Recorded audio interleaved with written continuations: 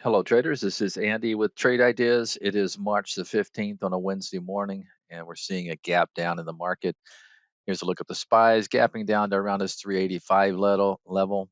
And boy, the banks are kind of getting hit again this morning on some contagion fear, probably. So, guys, just remember, when it comes to swing trading, it's all right. Cash is a position. The only thing I'm in right now is some Newmont that I bought yesterday. I'll talk about this here in a little bit.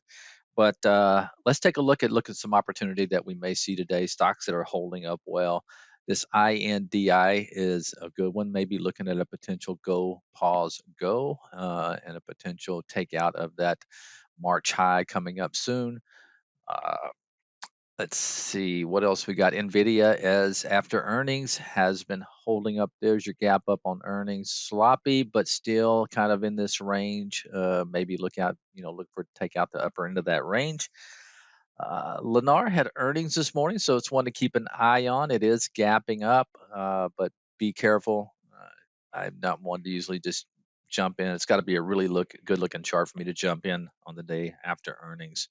And I mentioned Newmont. This is a key level here at Newmont for a potential go, pause, go. It is gapping up this morning, 45.83. So it would be a chase if you try to get it early, but uh, gold is in favor this morning with some of the fears out there in the financial sector, and you can see the big pivot level there in Newmont. So if it can, I can see it easily approaching these two moving averages up here around the 48 level.